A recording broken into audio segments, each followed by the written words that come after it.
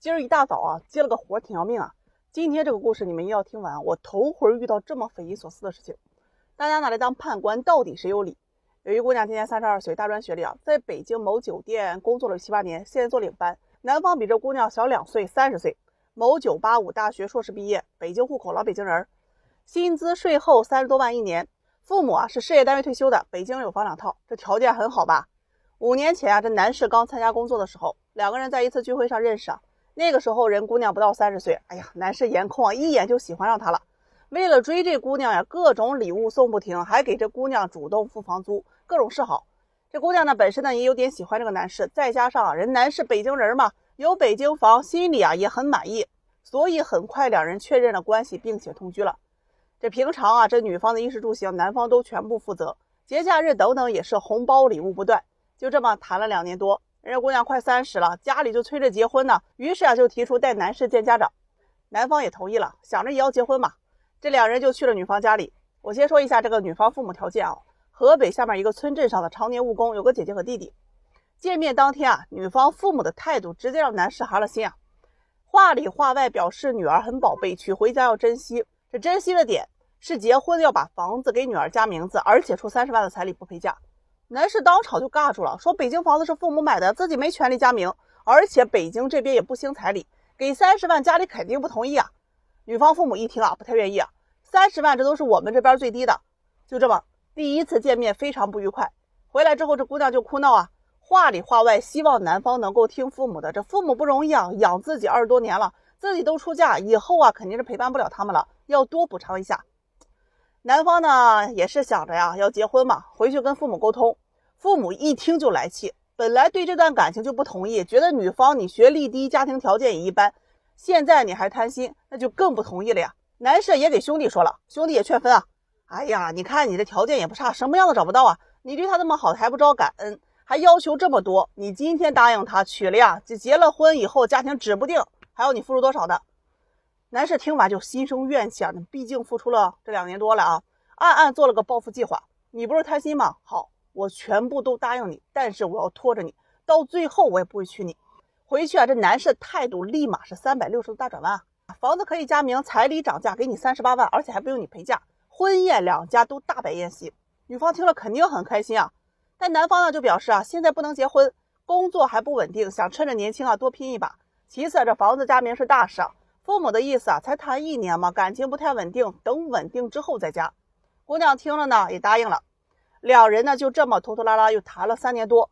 这期间呀，女方就催婚，男方是各种理由往后拖，直到上个月，两人又因为女方着急结婚吵了一架，男士就提了分手，理由是啊没有感情了，不喜欢了。顺带还提了一下，家里给介绍了一位海归女硕士，26岁，高知家庭，人家是不要彩礼不要车房。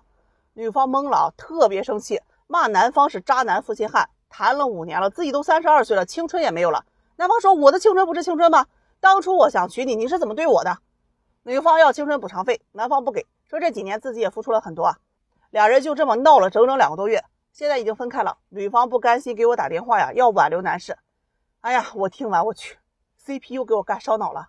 我做婚恋行业啊，满打满算有10年了。我想给正在找对象或者正在谈恋爱的伙伴们讲，选择人生另一半，你一定要选一个人品好的人结合，而且这必须是双向的，就是你想找人品好的前提，你必须也得是这种人。很多人根本就不懂什么叫人品好啊，单纯的就以为，我想要什么你满足我，那就是人品好。我想要个包你给我买吗？我想要房子加名你就给我加吗？这叫人品好吗？不是，这只能说对方愿意为你付出，这叫做价值输出。真正人品好是你对他好，他能够回馈你的好。你想要对方给你30万彩礼，那你就要日常关心照顾对方起居，温柔贤惠，或者是给一些陪嫁等等，付出自身的价值去交换你想要的，这是你人品好。而对方也愿意回馈给你同等你想要的价值，这是他人品好。你一上来彩礼30万不陪嫁，房子要加名，你想想你有没有付出啊？如果没有，那就是你人品不好。而对方白嫖你几年感情，最后也没有付出你想要的，那是他人品不好。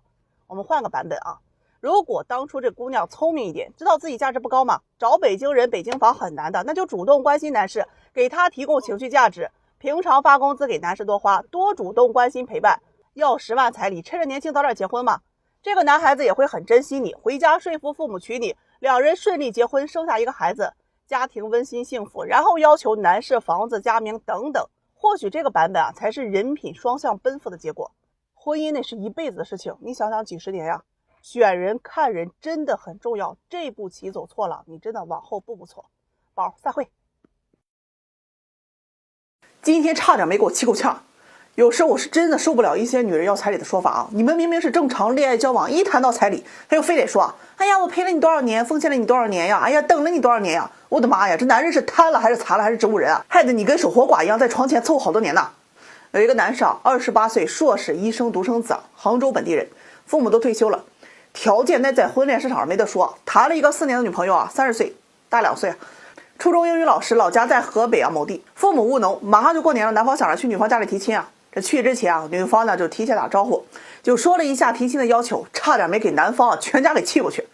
女方父母提出要求彩礼20万，5金，上门要求8大件，就是4件东西啊必须得双数。简单指导了一下啊，这中华2条，5粮液2箱，衣服2大件，还有个啥，反正都挺贵。两个人呢就因为这些事情吵了半个多月，他俩找我来了啊，那都不叫咨询，那都叫打仗啊，噼里啪啦的。男人说呀，杭州这边是不兴彩礼的，哪能给那么多呀？女方就来了句啊，你娶我你就得按照我们这边的彩礼习俗走，我们这边的习俗彩礼呢是20到30万，这给男方气的呀，坚决不同意啊。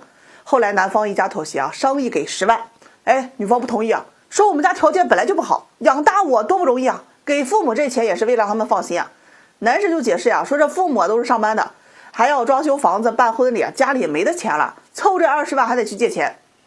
人这姑娘呢又表示啊，我爸妈不贪钱，他们也说了，结婚呢会让我给带回来。男士这一听啊，那也行，我借10万凑这20万给你们做彩礼，咱们啊走个形式，然后你再给我带回来，我去还钱。哎呦，姑娘一听炸了锅呀，我带不带回来那是我的自愿，哎，带回来那也是我的嫁妆，我来安排。人男士听了呀，如果你非要这20万，那我们就分手吧。把这姑娘情绪激动的啊，我这跟了你4年，你觉得我不值这20万是吗？说到这儿，男士情绪也绷不住了，很生气啊。这4年我像祖宗一样去供着你，什么节日啊都得给你买礼物，你给我买什么了？一吵架都是我的错，一生气我就得给你买礼物，家里房租、柴米油盐、买菜做饭都是我承担的，隔三差五啊还得去带着你去旅游，周末还得去逛超市。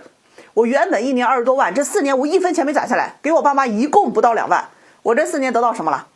人家姑娘听完来了句啊，谁家娶媳妇不给彩礼？你跟谁谈恋爱都得花钱吧，凭什么算我身上？哎呀，听他俩吵的我脑袋嗡嗡的。我问这姑娘，这4年谈的是感情吧？看在这4年的份上，彩礼能不能10万？人家姑娘坚决不同意啊，说家里啊其实都已经让过了，他家条件好，20万的最低了，如果不给那就是压根儿不想娶我，而且我以后还得给他生孩子等等啊，一顿叭叭叭。哎呀，我听得我忍不了了，感情生孩子那是他的不是你的呀，生孩子是违背了你的意愿是不？你是没打算生还是被对方胁迫的呀？然后这姑娘不说话，男士就问他，我们家拿不出20万你就不想结是吧？人家姑娘说是，我觉得你并不爱我，你爱我是不会让我为难的。哎呀，接着男士提了分手，直接挂了电话。彩礼这事儿怎么处理？兄弟们记好了，彩礼其实就是立场问题。有的女孩子人父母要彩礼高了，觉得让男友为难了，会主动劝和，这种能为你考虑的女孩子一定要娶。你跟谁过日子啊？你立场你要搞清楚的。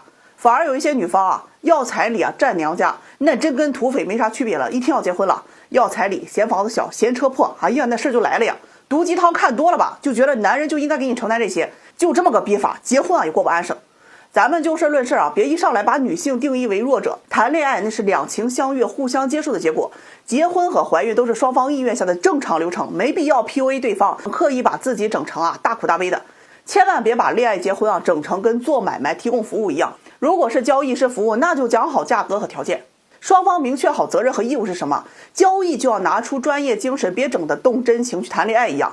兄弟们劝你们，不是恋爱谈不起，而是相亲更有性价比。恋爱只能谈一个，相亲一天能相10个，而且相亲这玩意儿上瘾永远都期待下一个。走你！我就觉得有些人你是特别有意思每天处理你们这些事儿我自都觉得很无语，很想笑上午有个女孩子来找我又哭又闹的说不公平。她是前年来找对象，那个时候27、8岁老家是外地农村的有个弟弟和妹妹，好不容易考公上了岸，当了公务员，工作圈子里没有合适的这平常又比较宅就来找我了。